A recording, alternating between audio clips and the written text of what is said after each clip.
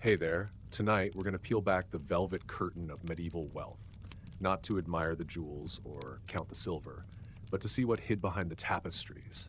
Because in the Middle Ages, gold didn't always mean safety, luxury didn't mean peace, and those who lived in castles were often prisoners of something far worse than stone.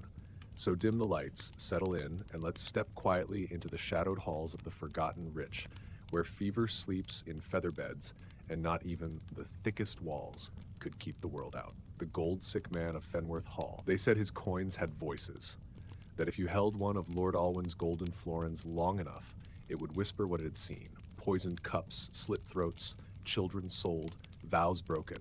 And if you held it longer, it whispered what it wanted next. Fenworth Hall was massive, carved from pale stone that gleamed like bone beneath the moon.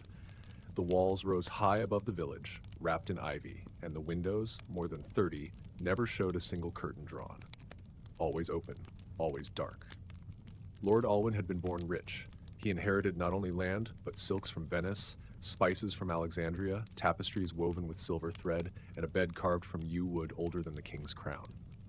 His boots were fastened with antler buttons. His horses ate better than most peasants, and yet he was dying. Not from plague, not from blade, from gold. They called it gold sickness. He could not stop touching it. His fingers grew blistered and black beneath the rings, and still he piled coins in his lap each morning, breathing them in like incense. He claimed he could feel them warming under his skin, that they whispered how to live forever. He locked his food in gilded chests, slept on sheets sewn with coin thread, refused to drink from anything that wasn't rimmed in gold leaf. When the village sent their priest to bless the hall, Alwyn accused him of theft and had him whipped for breathing too close to his treasure vault. Servants vanished. The windows remained open, so the coins, he said, could breathe. No one dared challenge him, but the sickness spread. His skin turned sallow, his teeth loosened. He wept at night, clutching a pouch of coins to his chest and whispering names only he remembered. They said he slept less and counted more, that he weighed each coin on his tongue, and that sometimes they answered. Then came the fire. One autumn night, thick black smoke poured from the chimneys. The wind carried the scent of burning silk and scorched feathers, but the villagers were too afraid to approach. By morning, the upper floor was ash. The servants' quarters were cold. And Lord Alwyn, what was left of him, was found kneeling before an altar of coins, melted into the floor around him. His mouth was open, and his hands had fused around a golden plate. He died rich, alone, mad, and still counting. And he wasn't the only one, because in the Middle Ages, wealth could buy you land, guards, indulgences, but not immunity, not from the plague, not from betrayal, and not from the devils you invited in with every coin. Gresham Court was a jewel box of a manor, framed in black timber and filled with windows of colored glass that filtered the sun into shades of emerald and rose. The courtyard was perfumed with lavender even in winter, and the walls inside were lined with velvet so soft it seemed to breathe. But the woman who lived there never smiled. Lady Sarah of Gresham had been widowed at 19. Her husband, Lord Harwin, had died not on the battlefield, but in the bath, drowned beneath the weight of his own gold chain. The servants found him still clutching a goblet, its wine gone sour, his face pale as milk. Lady Sarah inherited everything. She was young, impossibly wealthy, and always silent. She wore mourning silk dyed the darkest shade allowed by law. Not a single jewel, not a single brooch. But her gowns flowed like smoke, stitched with thread too fine to be seen unless you stared too long. She moved like shadow. The villagers called her the Silk Widow. They said she never left the house, that she kept the upper floors shuttered and lit only by beeswax candles, that the hallways had been rearranged, that she spoke to the tapestries. Stranger still, she had her mirrors removed. Everyone. She said reflections were dangerous, that wealth made them lie. When the priest visited, she greeted him through a painted screen. When he asked why she never remarried, she said simply, a second ring would weigh too heavily. Over time, rumors grew. A maid, hired and swiftly dismissed, claimed she heard voices at night, low and humming like a chant beneath the floorboards. A footman said the silk in Lady Sarah's chambers changed color when touched. A cook swore she saw her ladyship walking barefoot in the snow, completely dry. But no one could prove anything. because no one was ever invited past the second stair. Not until the sickness came. Not plague, no. Something quieter. The servants grew pale, thin. One by one, they disappeared.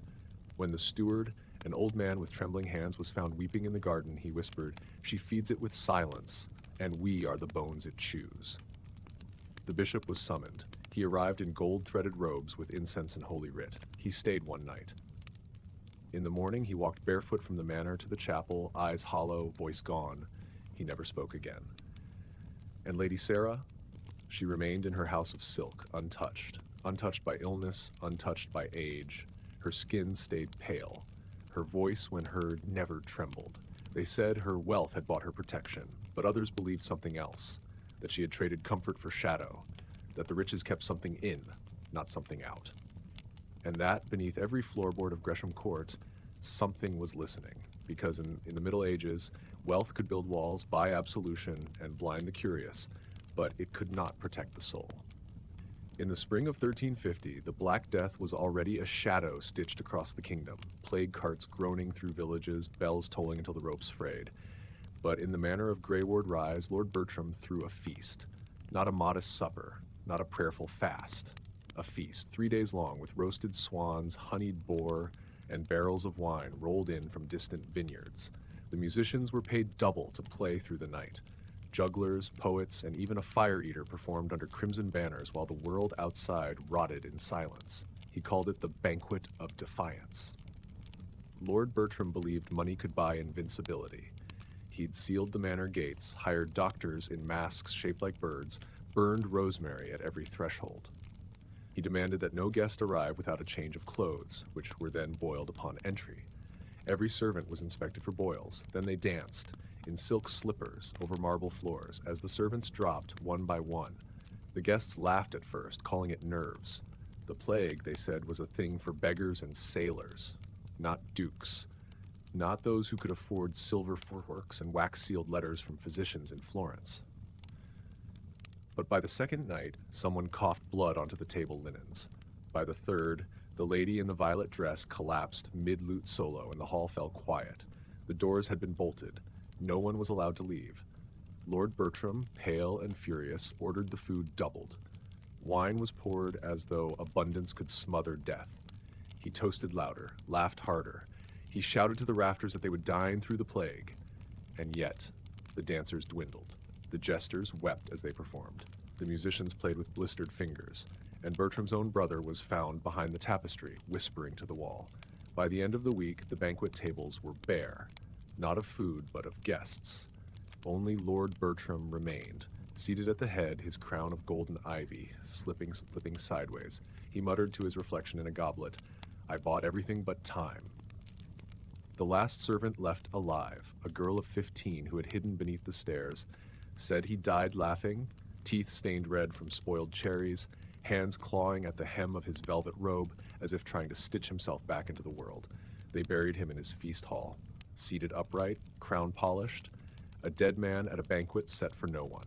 Because in the Middle Ages, even the richest halls could become tombs overnight. Gold could gild the plates, but it could not seal the air.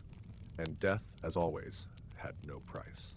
The sapphire curse of Lady Aurelia. They called her the Jewel of Derwent Vale, though some whispered the title too literally. Lady Aurelia was born under a comet and wrapped in sapphire silk before her first breath. Her cradle had been carved from ivory, her christening gown threaded with pearls. By the time she was 7, her dowry included half a mountain and the rights to 3 rivers. But none of it saved her. From the day her portrait was first painted, strange things began to happen. Her governess fell down the spiral stairs and broke her neck. A stable boy vanished near the edge of the woods, where the hounds refused to track. Her father grew paranoid, claiming the family vault lined with sapphires was humming at night. No one listened. They only saw her beauty, her impossible calm. The way her sapphire necklace never left her throat. By 16, suitors arrived from across the sea. Aurelia turned them all away. Not with words, with gifts. To the lordling who sent her roses, she returned a single petal, frozen solid. To the knight who composed her a ballad, she sent back a scroll of thorns. To the merchant who brought her a pearl from a drowned city, she gave silence. One by one, they left. all except one. Lord Evern of Almsby was rich in both gold and cruelty. He wanted Aurelia not as a bride, but as a trophy. When she refused him, he returned weeks later with a priest, 3 guards, and a signed marriage decree from the king. She did not resist. The wedding was lavish. Doves, trumpets, embroidered gloves from France. Evern smiled like a man who'd beaten fate. On their wedding night, he entered her chamber. By dawn, he was blind. They found him curled in the corner, eyes pale as milk, his mouth whispering a name no one recognized. Lady Aurelia said nothing. She simply stood in her window, sapphire pendant catching the morning light. She never married again. And Evren? He wandered the countryside, swearing he had seen something inside the jewels. A city made of bones, a throne that bled, and a woman crowned in teeth. People began to wonder, had the sapphires cursed her? Or had she cursed them? When the family chapel caught fire, the priest claimed he saw her walking among the flames, untouched. When the village cows fell sick, they found sapphire-colored mold blooming beneath their feed. When the well turned brackish, they found a single earring at the bottom, Aurelia's. She did not age, not as others did. At 30, her skin was smooth as morning frost, her voice softer than moth wings, and yet no one dared touch her. She died, they say, in a bed of blue velvet, her breath slowing until it stopped, not from illness but from choice. At her funeral, her necklace could not be removed. They tried everything, scissors, knives, even fire. It remained glowing faintly. She was buried with it, and the grass never grew there again. Because in the Middle Ages, wealth could grant beauty. But beauty, when sharpened by silence, could become something else entirely. Not a gift, not a blessing, a warning. In the town of Eldergate, where the bell tower leaned like an old man's spine and the streets stank of boiled onions and damp wool, there was one building that never crumbled. The House of Coin. Tall, square, with iron bars across its narrow windows and a door as thick as a castle's gate, it belonged to Master Fenric, the king's appointed tax collector for the Western Province. He was not born rich, he became rich, and he never let anyone forget it. They called him the Wolf in Velvet. Fenric dressed in imported cloth dyed the deepest green and walked with a silver-tipped cane, though he never limped. His smile was thin. His records were exact. Farmers who owed a handful of coins lost land. Tavern owners who undercounted their ales vanished by morning. No one crossed him. Then one spring he married. Her name was Alinor, a weaver's daughter from the southern hills. She had no title, no dowry, only a strange calmness and a scar on her wrist in the shape of a broken crown. People gossiped. Why would the richest man in Eldergate take a bride with no bloodline? Some said she had bewitched him. Others whispered she was sent by enemies to ruin him from within. The more superstitious claimed she was a punishment, a bride-shaped curse. But Fenric adored her, at least at first.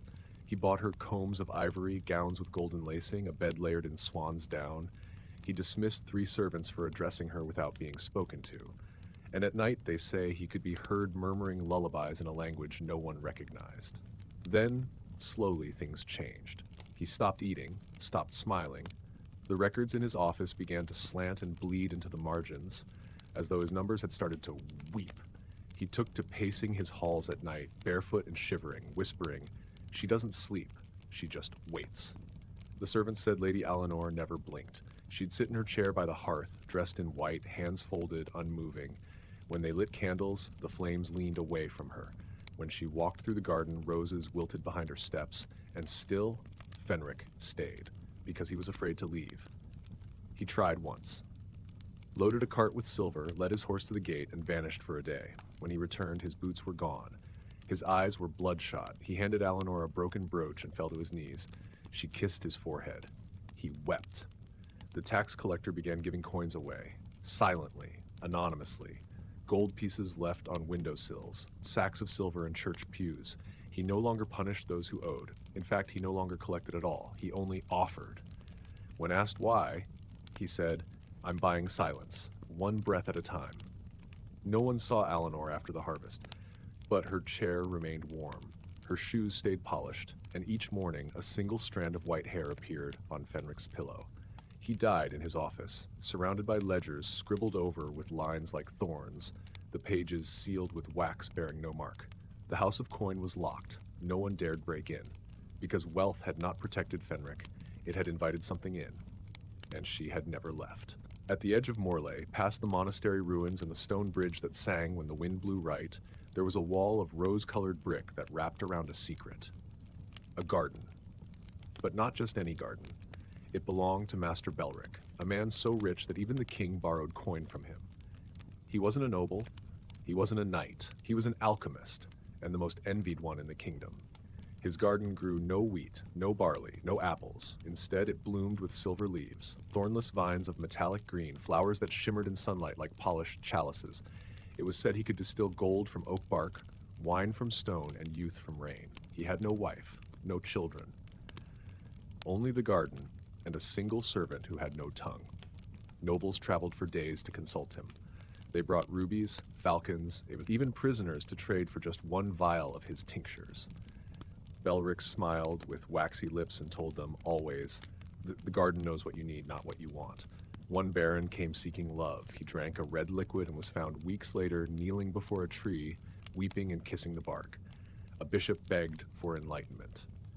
He received a powder that made his eyes turn white, and he never blinked again.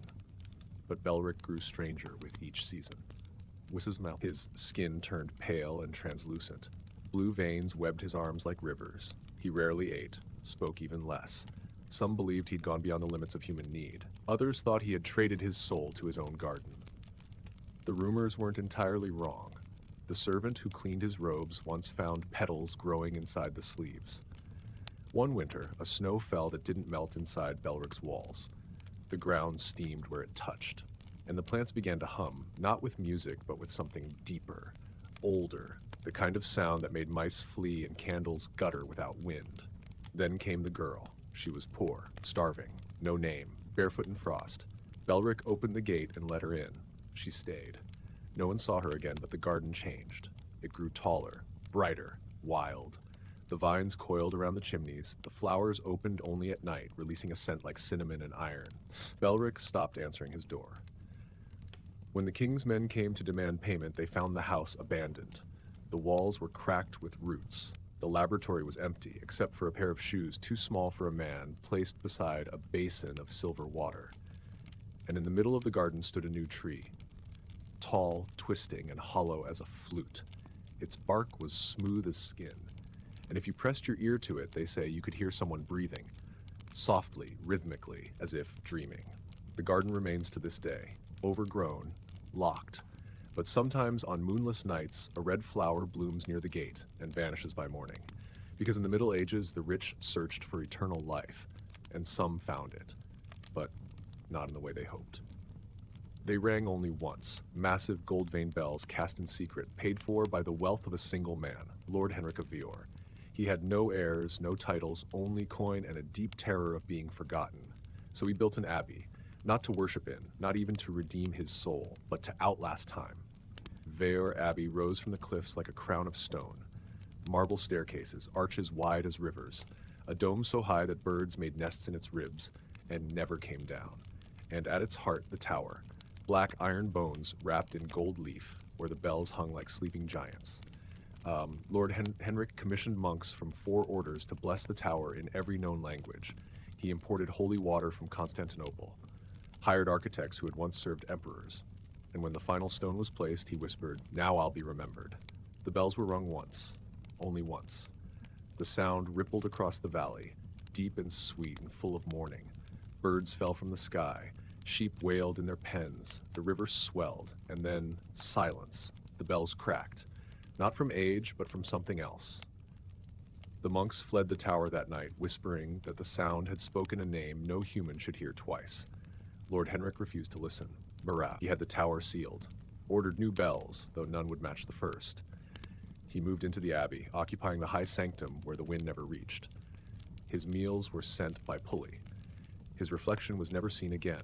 Soon, the valley changed. Storms came more often. The cliffs crumbled. The river turned black and churned with fish that had no eyes. Villagers moved away, and the abbey stood tall and empty, except for Lord Henrik, who would not leave. He lived another 30 years, not young, not happy, but alive. And when he finally died, sitting in a chair of iron and bone, they found no body, only a ring of gold melted into the stone, and a note written in a hand not his, "The bells remember." After his death, no one dared ring them again. No one dared enter the tower. But travelers passing through Veyor swear they sometimes hear it, the faint toll of a cracked bell echoing under the sea winds. Low, long, and full of sorrow. The cliffs below the abbey are jagged now, broken, and deep beneath the waves, fishermen say lie the ruins of the tower's base, drowned by time, eaten by salt. And yet, the bell still tolls. Because in the Middle Ages, wealth could build monuments, it could shape stone, it could even make the earth tremble for a moment. But memory, true memory, lived or cursed, was something gold could never buy. The Feast of Glass. No one knew how Lady Meve came into her wealth. She had no husband, no family, no titles recorded in any of the royal books. But her home, Blackwood Hall, stood taller than the watchtower and shimmered with windows made entirely of stained glass. Even the roof was lacquered to reflect the moonlight like a pool of still water. She arrived in autumn, her carriage painted like a beetle's wing, pulled by 4 jet-black horses that didn't blink. The village of Renford watched as silks were unloaded, casks of dark wine, mirrors wrapped in cloth, a full marble bath carried by 12 sweating men. And lastly, most strangely, a velvet-lined box with air holes, which no one dared ask about. Lady Meve greeted no one. She spoke only to the steward of the house, a thin man who smelled of old rain. Within a week, the hall's doors were sealed. But something curious happened. Gold began to pour into Renford. The baker received orders for bread shaped like bones. The seamstress was paid triple to embroider tiny, unreadable runes into every curtain. The butcher was asked for raw meat, uncut, unsalted, and always wrapped in blue cloth. People whispered, "She's mad," or "cursed." Then came the invitations. Not ink, not parchment. The invites arrived etched onto panes of clear glass, wrapped in silk, and delivered at dusk. You are invited to a feast, Blackwood Hall, where nothing borrowed, speak no blessings. Those who received them were the richest in 3 counties, landowners, bishops, lords without scruples. 20 guests, all arrived, none returned. What happened inside is known only through fragments: a maid who escaped barefoot, years later, eyes clouded with ash; a dog that wandered into the hall and came out with teeth like crystal; and the sound, always the sound, that came from the windows when the wind hit them just right. It wasn't music, it wasn't screaming, it was something between. Some say the guests were turned to glass, that they were seated forever around a great mirrored table, each posed in mid-laugh, mid-drink, mid-prayer, their eyes catching the candlelight, their breath never rising again. Others say Lady Meve was no lady at all, that she was once a beggar who'd struck a bargain in the dark, that the box with air holes had held a tongue or a voice or a name, that wealth was never her goal, only witnesses. The hall still stands, though no one dares approach. Children throw stones at the windows, they never break, because in the Middle Ages, gold could buy a feast, but not a clean conscience, and not a way out of a deal whispered in moonlight. Some doors once opened by wealth will never close again. In the city of Carofin, where the river glowed green with alchemist runoff and the air always smelled faintly of burnt sugar, there lived a man named Osric Varn. He was known simply as the Silk Lord. He wasn't born noble. His father mended boots, his mother sold nettle tea, but Osric had ambition like wildfire. By the time he was 30, he controlled every bolt of silk that came through the northern ports. From merchant roads to cathedral robes, nothing passed without his mark. He wore gloves of eel skin. He ate fruit imported from deserts no one could name. And he had a daughter, Lys. Lys Varn was raised among mirrors, taught Latin before she was 10, taught silence before she could even speak. Osric swore she would never suffer, never hunger, never marry beneath her name. But Lys had other ideas. One day, she vanished, not stolen, not lost, gone. The guards searched for months, bridges were dredged, traders interrogated. But there was no sign until Osric returned home one evening and found her standing in the middle of the atrium, barefoot, wrapped in a simple wool cloak. She didn't speak, but her eyes were not the same, not scared, not hollow, just watching. Osric tried everything: priests, physicians, herbalists with roots that smelled like lightning storms, but Lys stayed quiet. When he offered her gold bracelets, she tucked them into cracks in the floor. When he tried to feed her pomegranates from the south, she fed them to the crows. And at night, she sang. Low, wordless songs that made milk curdle and candles bend sideways. Servants quit. One leapt from the third balcony, shouting, "She's not the one who left." Osric refused to listen. He locked her in a chamber of woven silk, walls padded with the costliest fabrics in Christendom. No stone, no wood, just silk from floor to ceiling, and still, she sang. Then the city changed. Silk began to rot on the bolt. Worms died in their cocoons. Dyed fabric bled through tunics like wounds. Weavers started murmuring in their sleep, hands still miming thread and needle. When asked why, they said, "She's still weaving, even now." Liz never escaped. She didn't have to. Osric fell sick, boils in the shape of knots, fever dreams of drowning in ribbons. On the night he died, the silks in her chamber turned black. No fire, no ink, just black and soft and humming. They never found Lys again, only a spool of thread placed gently on his pillow, wrapped around a single thorn. Now, in Carofen, no one weaves silk. They say it won't hold. It writhes. It remembers. Because in the Middle Ages, you could buy your daughter books, you could buy her jewels, you could even buy her a fortress of silk, but you could not buy her silence, and you could never, ever forget the sound of her song. The year after Osric Varn's silks turned to rot, Carofen hosted a festival no one had planned.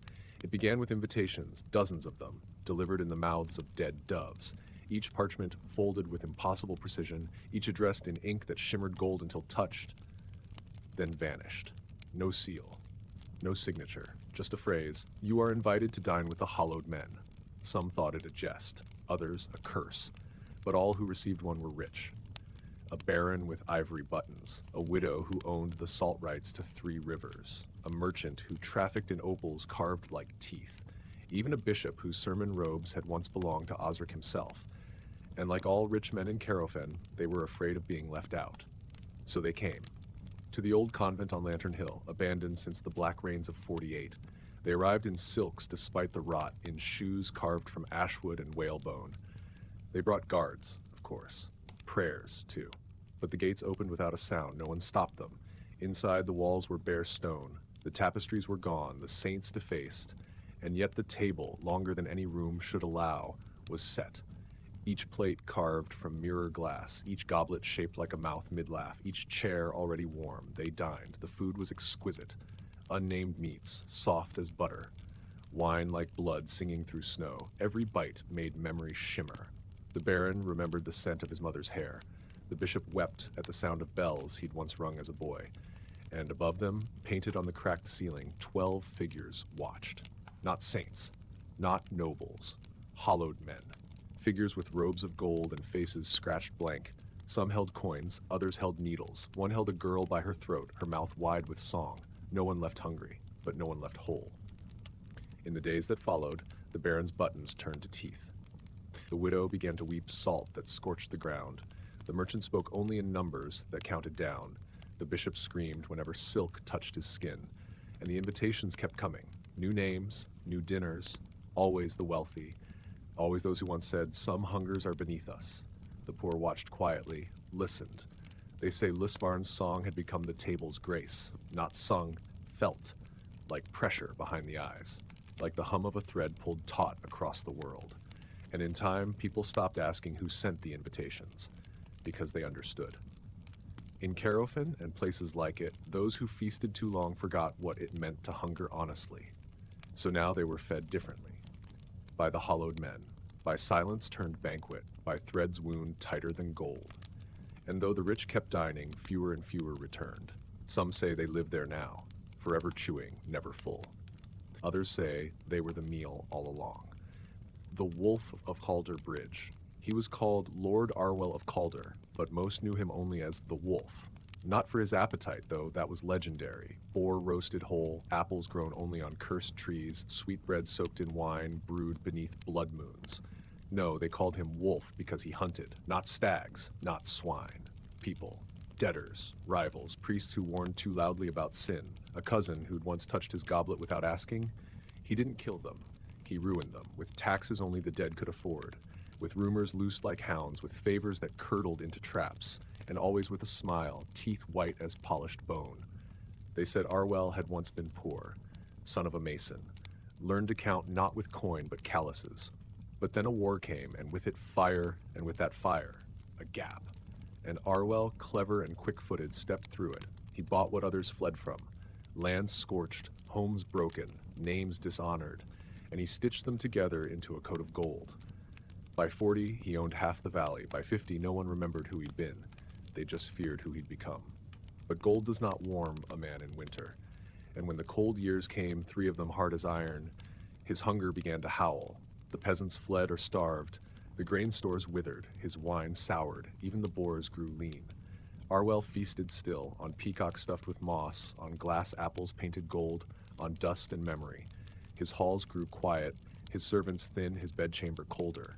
Then one night a knock came, a beggar, hooded, barefoot in the frost. He asked for shelter.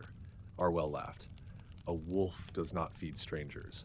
The beggar only nodded and turned away, but that night the wind changed. It howled, not like storm or wolf, but like 1,000 mouths open wide, wailing with hunger that echoed bone deep, and with it came the silence. First in the stables, no hoof, no whinny. Then in the kitchens, no clatter, no fire. Then the servants' quarters. Gone. Each room emptied, until only Arwell remained. He wandered the manor, calling names he never cared to learn. Every echo rang back wrong, higher, hungrier. Then he saw them, eyes in the dark, dozens, not red, not glowing, empty, the hollowed. People he'd broken, ruined, erased, their faces worn smooth by cold and hunger, their mouths too wide, their hands outstretched, not in welcome, but in claim. They didn't scream. They didn't bleed. They opened their mouths, and all his coin poured out, gold melting into their teeth, silver bubbling from their eyes, rings snapping as if bone. He tried to run, but every door led back to the same room, to the table, laid for one. At the head, his own seat waited. He was the meal now. No one ever found Arwell. Only his manor, empty and echoing, with gold leaf flaking from the walls and one perfect goblet set in the frost, still steaming with wine that no one dared drink. Her gowns were blue as crushed lapis, her halls smelled of myrrh and milk, and her name, Marwyn of Delay, was whispered across counties like a prayer made of silk. She was born to snow-fed blood and married into gold. Her husband died within a year, some said from fever, others from a chalice he should not have shared. Marwyn wore mourning for the required moons, then dressed herself in finery again, her waist cinched so tightly she barely seemed to breathe. Her estate overlooked the river Calda, where poor men drowned in winter and rich men tossed coins for luck. But Marwyn, unlike most nobles, feared the water. She never bathed in it, never crossed it, refused even to drink from a jug drawn too close to the current. "It listens," she once told a servant who'd asked why she flinched at the rain. "It remembers." Still, her fortune grew. By 28, she owned 6 mills along the Calda. By 32, she'd taxed every barge that passed beneath her bridges. By 35, she outlawed washing in the river altogether, to preserve its dignity. The peasants hated her, quietly. But Marwyn lived above them, in every sense. She ate oranges in winter, slept on French linens, collected combs carved from whalebone and drinking horns inlaid with tiny teeth. Her wealth insulated her, until the river came to collect. It began subtly. Frogs, dead by the hundreds along the shore. A barge loaded with honey turning to vinegar midstream. A child pulled from the shallows, babbling in 3 voices not his own. The people muttered. They said the river was rising, not in depth, but in memory, that it remembered the bones dumped from Marwyn's mills. The coins stolen from its current, the lives erased under her tariffs. Marwyn ignored them. She built a new dock, ordered a festival to celebrate the generosity of water. No one came.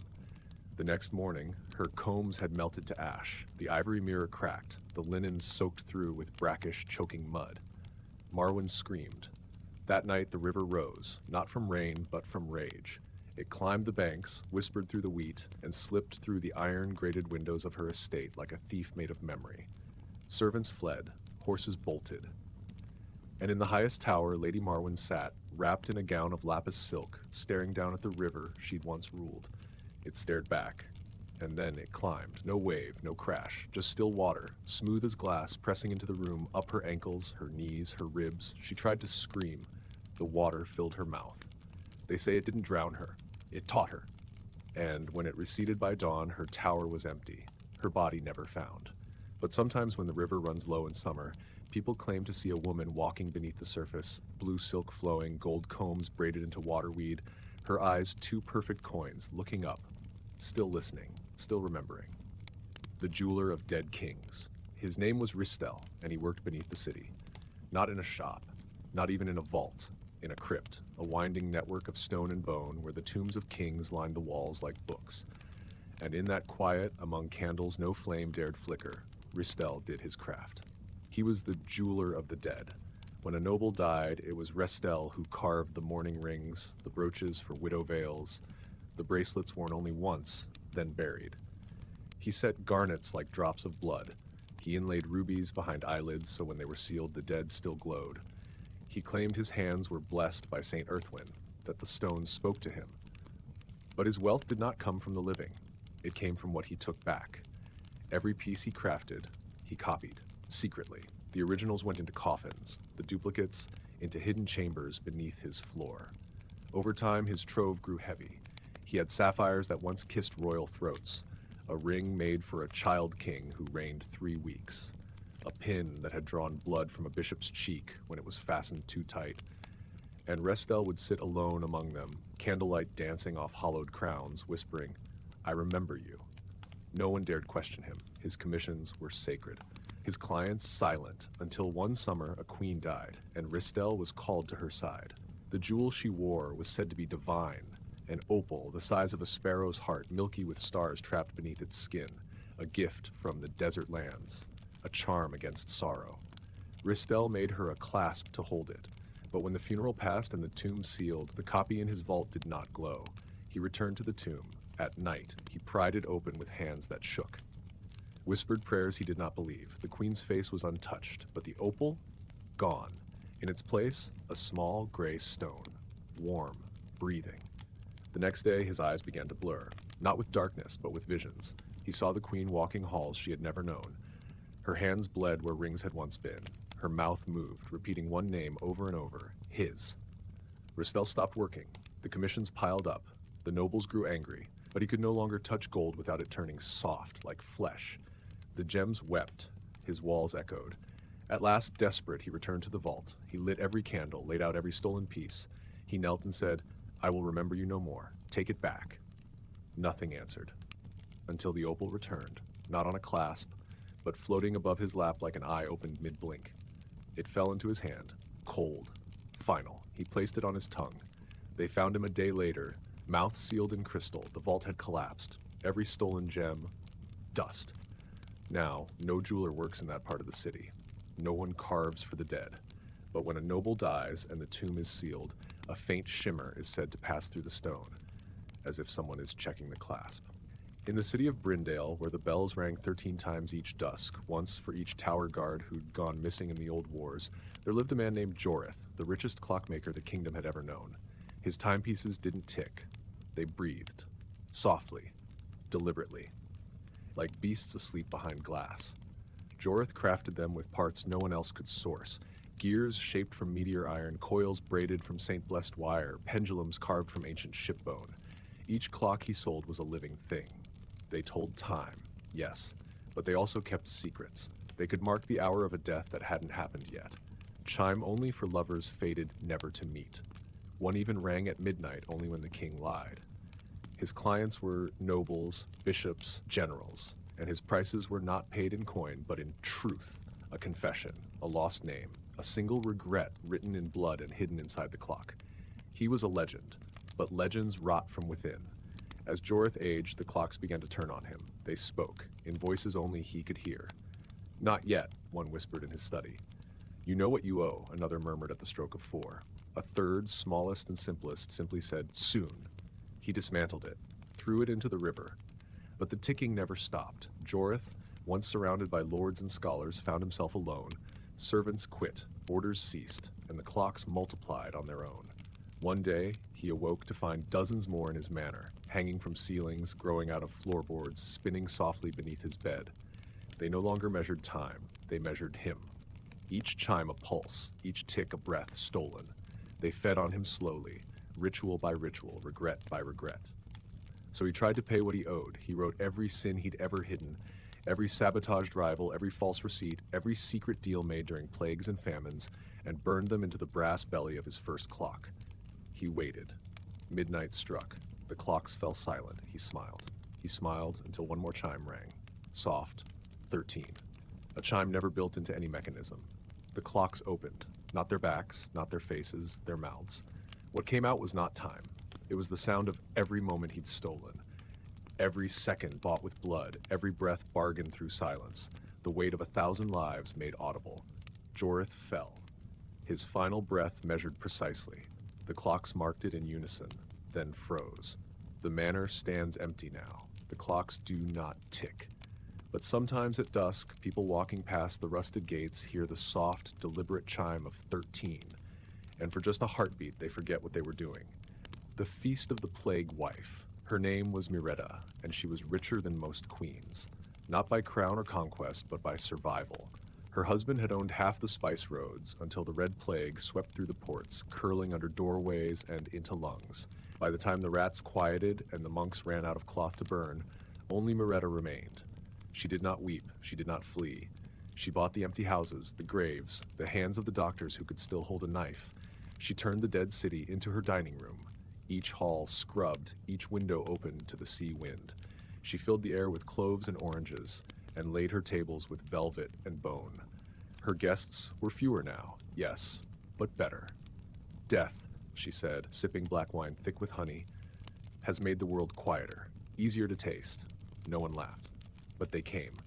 Because in her halls there was no sickness, the food never spoiled, the wine never soured. Even her hounds lived twice their years, silent and golden-eyed. And so they dined, on doves stuffed with myrtle, figs grown in skull-shaped pots, salted eel wrapped in roses, plucked from graves where no names were carved. Each meal ended with a toast. To survival, she whispered, voice soft as ash. But not all survived. One by one, her guests changed. Some wept mid-bite. Some began to hear names whispered in the spices. Others scratched at their skin until their rings fell off with flakes of flesh. And still, they came. Because Mereda was untouched, ageless, immaculate. And when the bishop came to warn her, cross raised high, robe still damp from blessing the dying, she only smiled. Eat with me, she said. One bite, that's all. He refused, so she gave him a gift, a silver apple, carved hollow and filled with white seeds like teeth. He took it home. His cathedral burned that night. They say Miretta did not fear death because she had already feasted on it, that her wealth was not coin but the quiet things that feed beneath rot, that she was not spared by mercy but by appetite. And when at last no guests came, when her table stood full, untouched, steaming in candlelight, she sat alone and ate everything, slowly, gratefully, naming each dish after someone who once loved her. Her hair turned silver, her eyes blackened, but her knife never dulled. Now they say she still waits in that dining hall, beyond the port where no ships dock. And if the wind is right, you can smell saffron and burnt rose drifting through the streets. That's how you know her feast is still warm, and the door still open. The Lord of Painted Skin. In the hills above Avamont, where the rocks bled rust and the wind carried the shriek of owls in daylight, lived Lord Varel, a man whose face was never seen, not even by his wife, not even by his hounds. He wore masks, not one, dozens, one for each hour of the day, carved from pearl, horn, wax, gold-leafed oak. Some wept, some smiled. A few bore no expression at all, just the suggestion of a scream beneath polished surface. No one knew what had driven him to such secrecy. Some said leprosy, others witchcraft.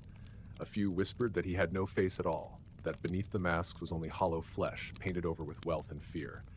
But his estate was rich beyond imagining. Silks from Cathay, incense from distant temples, salt candles that burned blue and whispered forgotten names when melted. Artists, tailors, and surgeons lived on his coin. He paid them well, so long as they never asked questions, never looked him in the eye.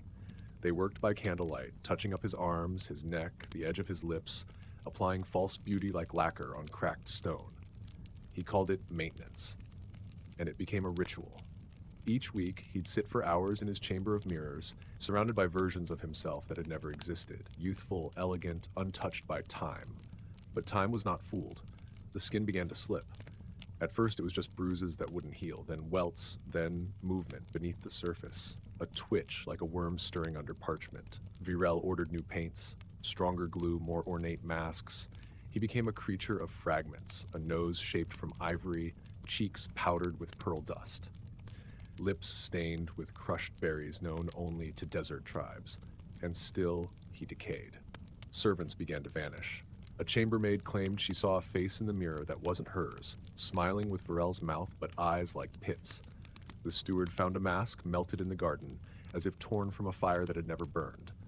Then one night, the artists returned to find their master gone. Only his mirrors remained, and in each one, a different version of him looked back, laughing, screaming, weeping, waiting. The manor was abandoned, but travelers say that on mist-heavy nights, if you pass too near the hilltop, your reflection might hesitate, might blink when you do not, might smile.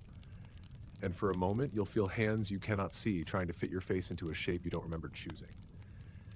They say Lord Varel isn't dead. He's still trying to be beautiful, still layering mask upon mask in a house of glass where no one grows old, only thinner, more hollow, more perfect. The musician who played silence. In the city of Eldhaven, music was the breath of life. Minstrels filled the streets with lutes and lyres, while nobles gathered in gilded halls to hear songs of heroes and lost loves. But none was more famed or feared than Silas the Silent. He was born mute, they said, a child of shadow and wind, who spoke only through his violin. His melodies were unlike any other. Not joyful, not sorrowful, but something deeper, a sound between sound, a song of absence and longing. Nobles paid fortunes to hear Silas play. They said his music held the power to heal wounds unseen and unravel nightmares woven in dreams. But Silas's gift was also a curse, because with every note he drew from his bow, he stole a piece of himself. Silence, after all, is not emptiness. It is space, and every space taken is a voice lost. Over the years, Silas's concerts grew rarer. His hands grew pale and thin, his eyes hollowed like winter trees. He no longer laughed, no longer spoke, only played. Until one evening, at the height of the Harvest Festival, Silas performed his final piece. It began softly, a whisper of wind through autumn leaves, then swelled, a tide of sound that filled every corner of the hall. Guests wept and trembled as the music wrapped around them, binding memories and regrets, hope and despair. And when the last note faded, the room fell into a silence so complete it was as if the world itself held its breath. Silas vanished. No one saw him leave. No one heard his footsteps, but the silence lingered. Some say Silas's soul lives now in the spaces between sounds, where silence is not absence but presence. Others say his music still plays, faint and far, in forgotten corners of the city. And those who listen closely can hear the sound of a violin, singing the stories no one dared tell. The alchemist's last elixir. In the shadowed alleyways of Ravenport, where the fog hung heavy and the scent of herbs mingled with decay, lived an alchemist named Eldrick. He was famed for his brilliance, able to turn lead to gold, poison to cure, despair to delirium. Nobles came from distant lands to drink his elixirs, desperate for youth, for power, for life unending. Eldrick's workshop was a labyrinth of glass vials, bubbling potions, and scrolls inked with symbols that twisted and turned like living things. But Eldrick was a man haunted, not by ghosts or demons, but by time. His hands trembled not from age, but from the knowledge that no matter what he brewed, death always waited. Patient, relentless. So he set himself one final task, to create an elixir that could cheat time itself. For years, he chased legends, collected tears of the moon, extracted dust from the bones of saints, mixed blood with ash in silent vigils. His patrons grew impatient. Nobles whispered behind closed doors. The city murmured of a madness creeping into his eyes. But Eldrick ignored them until the night he finally finished the potion. It shimmered with colors no one had named, neither liquid nor solid, but something between. He drank. The world shifted. Colors deepened, sounds sharpened, breath slowed to a whisper. Eldrick smiled, for he felt alive beyond measure. But life, as he learned, is not only in breath, it is also in loss. Because with every moment stretched, memories began to unravel. Faces blurred, names faded, emotions slipped away like smoke through fingers. Eldrick became trapped in an endless present, forever aware, but forever alone. He watched as friends aged and died, cities rose and crumbled, wars ended and began again. His elixir had granted him time, but robbed him of connection. In the end, he was a man without past or future. A ghost living in a body that would not die.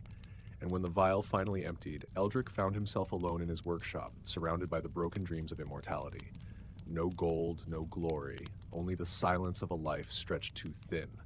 They say the elixir still exists, hidden beneath Ravenport's streets. but no one dares drink it, because some prices are too high, even for the richest men. The weaver of forgotten threads. In the heart of a village cradled by mist and mountain lived a woman named Morel. She was neither young nor old. Her face a map of seasons weathered and soft, her fingers nimble as a bird's wing. Her craft was weaving, but not cloth or rope. She wove stories, threads invisible to most, spun from whispers, regrets, hopes lost in the hum of daily life. Her loom was an ancient frame carved from elderwood, worn smooth by hands long gone. Each day, Morel gathered fragments. The half-remembered dream, a sigh from a passing stranger, a forgotten melody hummed in the market square. She pulled them gently into threads and wove them into tapestries no eye could fully see. Villagers who paused near her tiny cottage swore they felt memories brushing their skin. Warmth, sorrow, laughter, tangled in colors shifting like sunlight on water. One dusk, a traveler arrived, cloaked and weary. He asked Morel to weave a story for him. A story lost to time, a life forgotten. She worked through the night, fingers dancing, threads humming. When the traveler awoke, he found a tapestry glowing faintly blue, woven with light and shadow. He held it close and for the first time in decades, remembered. The faces of childhood friends, the scent of rain on dry earth, the taste of bread shared in silence.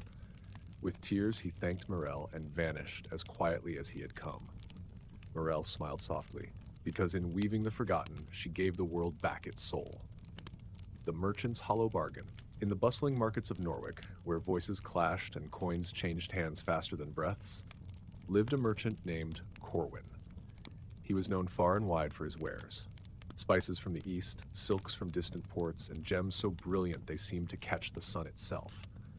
Corwin's wealth grew like a vine, twisting, clutching, never satisfied. He bought ships, warehouses, and the favor of nobles whose names were spoken in hushed tones. But no amount of gold could fill the hole inside him. A hole carved by years of deals made in shadows, promises broken with a smile, and trust sold to the highest bidder. One evening, Corwin met a stranger draped in midnight blue. The man offered a bargain, a cargo so rare, so valuable, it would make Corwin the richest man alive. Only one price, his shadow. Corwin laughed. What was a shadow to a man who owned half the coast? He agreed. The cargo arrived, a chest sealed tight with iron and mystery. Inside, Corwin found bottles of liquid fire, pearls that sang when held, and cloth that shifted with the wearer's moods. He sold everything at unheard-of prices, wealth spilling into his hands like a flood. But each night, his shadow grew thinner. At first, he barely noticed.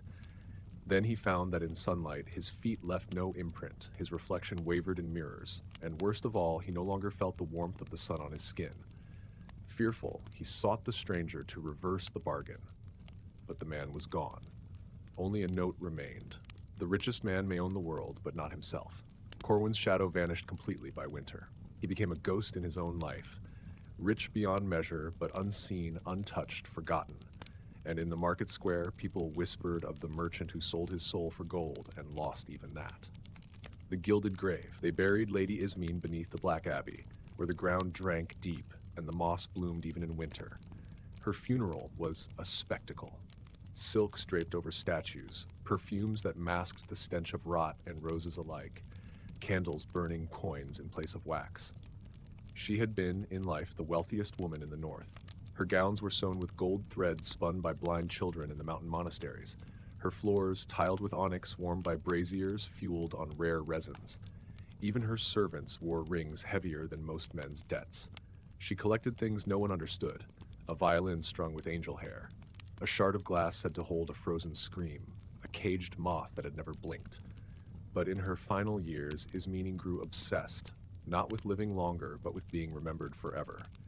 She commissioned a tomb unlike any other, carved from obsidian, sealed in salt and sacred ash, its walls inlaid with panels of polished bronze, each etched with her virtues, real or imagined. At its heart, her coffin, a casket of clear crystal so the world might never forget her face. And on the lid, a single inscription, "Wealth conquers time."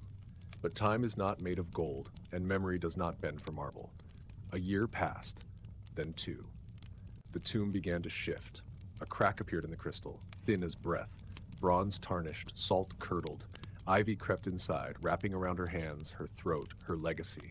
Pilgrims stopped visiting. The abbey grew quiet. The priest who had blessed her tomb died, coughing up coins. Then in the fifth year, the earth opened, not with a quake, but a sigh, as if something deep beneath the soil had finally exhaled. And when the gravediggers returned, they found the tomb empty. No casket, no inscription, only a stain of melted gold and the faint smell of roses and rust. Some say she was taken by the things she once caged, moths with human eyes, statues that had wept only when she wasn't watching. Others whisper that she bought her way into the underworld, but found no servants there, no marble, no mirrors, just silence, and herself. Now, the rich no longer ask for monuments. They build simpler graves, mark them only with names, and never boast in stone, because they remember the lesson carved in absence, that no treasure, no silk, no vault or verse can keep the dark from swallowing even the brightest gold. And so the tale ends. 12 riches, 12 ruins, and one truth. In the Middle Ages, being rich might have built you a castle, but it never built you a way out. In the remote highlands of Aldermere, cloaked often in mist and cold winds, stood the sprawling orchard of House Venacourt. The estate was vast, and its wealth was spoken of in distant courts, yet it was the orchard that was its most peculiar legacy. Lord Roane, the last of his line, inherited not just the lands and riches, but a strange and restless inheritance. The orchard that bore fruit long before and after its season, fruits heavy and oddly colored. Pomegranates ripe in frost, apples glowing faintly in twilight, figs swollen red and heavy with juice. The villagers whispered that these unnatural harvests were tied to something buried beneath the soil, secrets, debts, and past sins entwined with the roots. Roane held tightly to the orchard, believing its fruit a symbol of his family's strength and fortune. But wealth could not shield him from its cost. For as the orchard thrived unnaturally, so did the unease that gripped the estate. The trees demanded care beyond the ordinary, delicate attention to soil and season, vigilance against blight or storm. Roane became consumed with tending it, isolating himself from the village and even his closest allies. Guests who came to feast on the rare fruit often found the manor cold, the laughter hollow, the rich bounty a thin veil over something slowly unraveling. The orchard's beauty was a promise, one that hid a slow erosion of life and legacy. One harsh winter, when the frost bit deeper than before, Roane vanished. No sign of struggle, no whispered farewell, only the orchard left to bloom silently under snow. The villagers said the land itself took him, claiming the last heir who could not protect even himself despite all the riches he possessed. And though the orchard still bore its strange fruit, no hand was there to harvest it. Wealth had bought land, luxury, and legacy, but it could not buy safety from the slow quay that time and fate always bring. They buried Lady Ismond beneath the Black Abbey, where the ground drank deep and the moss bloomed even in winter. Her funeral was a spectacle. Silks draped over statues, perfumes that masked the stench of rot and roses alike, candles burning coins in place of wax.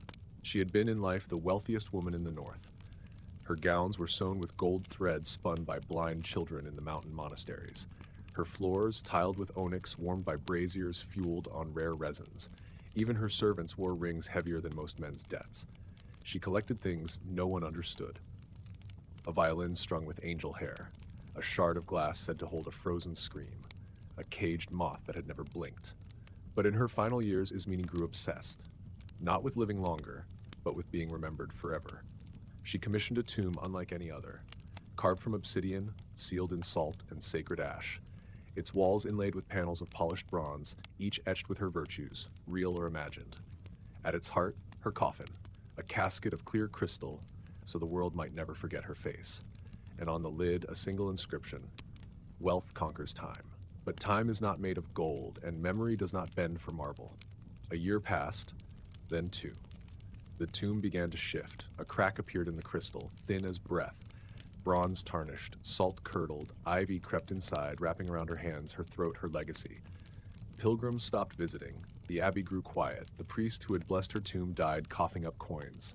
Then, in the fifth year, the earth opened. Not with a quake, but a sigh. As if something deep beneath the soil had finally exhaled. And when the gravediggers returned, they found the tomb empty. No casket, no inscription, only a stain of melted gold and the faint smell of roses and rust.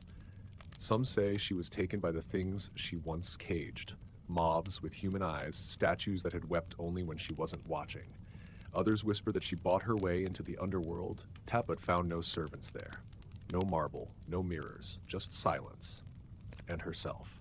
Now, the rich no longer ask for monuments. They build simpler graves, mark them only with names, and never boast in stone. Because they remember the lesson carved in absence, that no treasure, no silk, no vault or verse can keep the dark from swallowing even the brightest gold. And so the tale ends. 12 riches, 12 ruins, and one truth. In the Middle Ages, being rich might have built you a castle, but it never built you a way out.